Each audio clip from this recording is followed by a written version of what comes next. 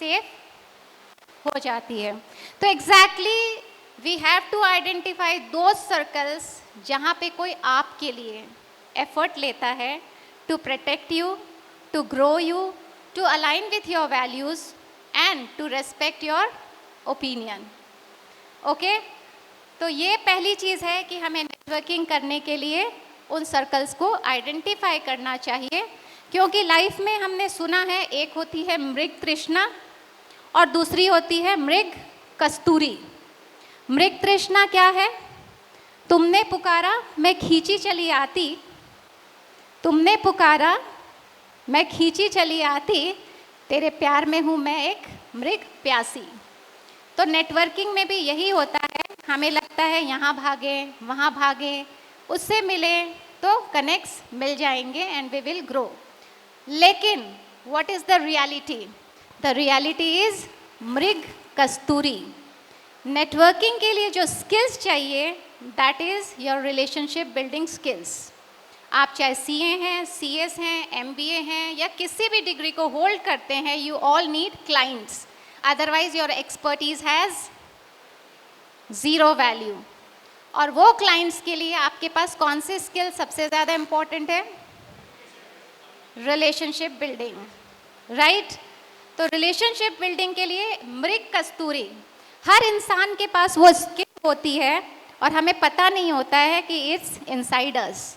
तो आज हम उसी को खोलने वाले हैं और उसी मृग कस्तूरी की बात करेंगे which will help us to gain more clients for the business, more relations for our personal life. Is it okay? आप तैयार हैं? हर्ष और बिग यस भी कह सकते हैं। ओके, तो चलिए मैं आगे बढ़ती हूँ कि गुफ्तगू करनी है, कहाँ करनी है और अब कैसे कर सकते हैं, इस चीज़ पे हम आते हैं। तो नेटवर्किंग कई तरीके की होती है और उसमें कई माइंडसेट होते हैं, कुछ अप्रोचेस होते हैं और कुछ वेज होते हैं which can help us to make good relationship, deep bondings and to earn more profits whatever venture we are doing. तो अब पहली चीज़ मैं आपसे पूछती हूँ कि रिलेशंस बिल्ड करना ज़रूरी है, मेंटेन करना ज़रूरी है, लेवरेज करना ज़रूरी है? तो फिर आज का सेशन ज़रूरी है। ओके, तो पहली चीज़, क्योंकि आज हमारे पास रेस्ट्रिक्टेड टाइम फ्रेम है और मैं बहुत सारी बातें नहीं करूंगी, लेकिन जितनी भी बातें करूंगी मैं चाहूँगी आज यहाँ से आप बाहर जब भी जाओ तो उसका इम्पैक्ट लेके जाओ। तो मैं एक क्वेश्चन छोटा सा पूछती हूँ, because you all are spiritual leaders, आप अपने काम के साथ स्पिरिचुअलिटी में भी बहुत ज़्यादा बिलीव करते हैं। और मेरा क्वेश्चन ये है कि महावीर स्वामी ने जब देशना दी थी तो एक समोसरन होता है, समोसरन से उन्होंने देशना दी थी। एम आई राइट? समोसरन सब जानते हैं? हाँ, तो कोई भी प्रीचिंग देते थे और हमारा जो लास्ट ग्रंथ उन्होंने जो उपदेश दिया था दैट इज़ उत्तराध्यान सूत्र। तो आज भी बात हुई थी जिसमें उन्होंने 23rd अध्याय का 35वां या 36वां पैराग्राफ हमारे लिए एक टास्क दिया है कि हम रोज़ उसको रीड करें, क्योंकि उसका प्रभाव है। आप अगर वहाँ जितने भी लोग यहाँ हैं अगर वहाँ थे तो that was amazing you know inputs और इनसाइट्स गिवन बाय द महाराज साहब। और मुझे ऐसे लगा कि कहीं मतलब मेरा कंटेंट तो उनके पास नहीं पहुँच गया। So we were the same line. तो यस, जो उन्होंने देशना दी थी, अब क्या होता है कुछ लोग सुनते हैं, सुनने वालों को क्या कहते हैं? श्रावक। सुनने वालों को क्या कहते हैं? आप सब क्या हैं? नहीं, इसके आगे भी कुछ है। और जो ग्रहण कर लेता है उसे क्या कहते हैं? जो उसे यूज करता है नॉलेज को, ग्राहक। धारक भी और ग्राहक भी, ग्रहण करने वाला ग्राहक। और इन टर्म्स ऑफ बिजनेस कि आपकी प्रोडक्ट जो यूज़ करता है वो भी आपका क्या है? Customer, client. तो हम बिजनेस टर्म्स पे भी बातें करेंगे और हमारे जैनिज़्म पर भी बातें करेंगे, क्योंकि Jainism is a great thing to understand your business first and to, आपको मालूम है माइनॉरिटी होने के बाद भी सबसे पावरफुल कम्युनिटी कौन सी है इंडिया में? Are you proud? Feel proud? Harsh Harsh. हाँ, अच्छी चीज़ों की अनुमोदना बहुत ज़रूरी है, क्योंकि इसे ही हमें आगे लेके जाना है। तो जो ग्रहण करता है वो ग्राहक। अब मान लो वो ग्राहक किसी को टेस्टिमोनियल देता है, वर्षा जी कहेंगी कि प्रियंका जी बहुत अच्छी स्पीकर हैं, आप उन्हें इनवाइट करिए, तो वो क्या हैं? उन्होंने सुना भी, ग्रहण भी किया, श्रावक भी हैं, ग्राहक भी हैं, उसके बाद वो लोगों तक उसको पहुंचा रही हैं, तो वो क्या है? ट्रांसपोर्टर, जिसको हिंदी में क्या कहते हैं? वाहक। ओके, यहाँ से तो एक्चुअली ओल्ड जो जैनिज़्म में प्रभावना का कॉन्सेप्ट है वो यही था कि भगवान की वाणी को सुन के उनके प्रभाव को लोगों तक पहुंचाना, वो प्रभावना जो अब कन्वर्ट क्या हो गई है? लड्डू और पेड़े में और बिस्किट्स में। तो हम कहीं भी जाते हैं तो आपको प्रभावना मिलती है या नहीं?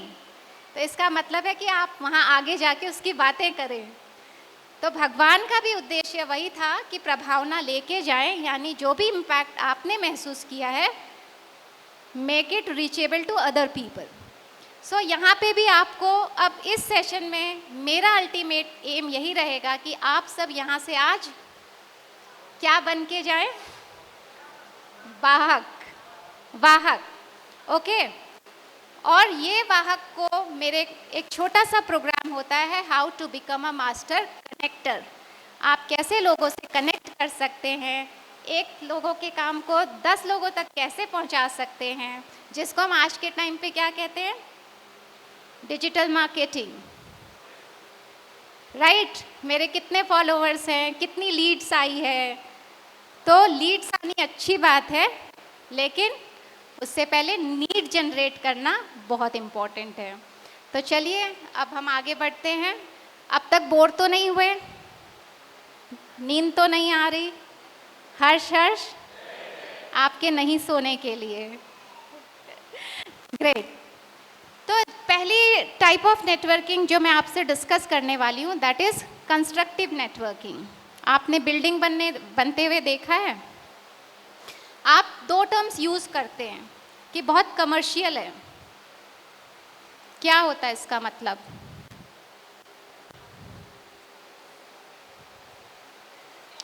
सिर्फ business purpose. You can use that building for only business purpose. तो कमर्शियल होना अच्छी बात है, आप नेटवर्किंग में भी कमर्शियल माइंडसेट रखते हैं, ये अच्छी बात है, लेकिन आपको शिफ्ट कहाँ होना है? Next slide please. किस में शिफ्ट होना है? कल्चरल, संस्कृति, जिसका मतलब होता है रिच। आपका लक्ष्मी पूजन का पर्याय क्या होना चाहिए? आप जब दिवाली में लक्ष्मी पूजा करते हैं, उसका पर्पस क्या होता है? मेरे को बहुत धन आए, धन की वर्षा हो। हाँ, कोई मिस करता है वो पूजा? कोई मिस करता है? तो अच्छे से हैंड रेस करिए, बॉडी मूवमेंट करते रहिए। यस, कोई मिस नहीं करता। तो धन तो इम्पॉर्टेंट है, लेकिन हम विश क्या करते हैं? प्रॉस्पेरिटी, समृद्धि। तो धन के साथ साथ क्या जुड़ना चाहिए? गुडविल, फेम और ग्रोथ। आप जो आज कर रहे हैं उसे अगली जनरेशन कैसे कैरी फॉरवर्ड कर सकती है, वो स्ट्रक्चर, वो बिल्डिंग आपको बनानी है जो बरसों तक चले। कमर्शियल क्या होगा? आज बनेगी, आपने प्रॉफिट कमाया, कल ख़त्म। लेकिन कल्चरल और संस्कृति हमेशा आगे बढ़ती है। आप जो आज बनाएंगे वो आपकी कितनी ही पीढ़ियाँ उससे कमा सकती है। So we have to keep the mindset of समृद्धि। तो कमर्शियल नेटवर्किंग होती है धन प्रधान और कल्चरल नेटवर्किंग होती है मन प्रधान। ओके? और भगवान ने बहुत ही सुंदर एक शब्द दिया है हमें, विभाव। विभाव का क्या मतलब होता है? धन के साथ साथ सुख, ख्याति, नाम लेगेसी, सब कुछ, तभी आप समृद्ध होंगे। तो समृद्धि का मतलब है विभाव। तो आप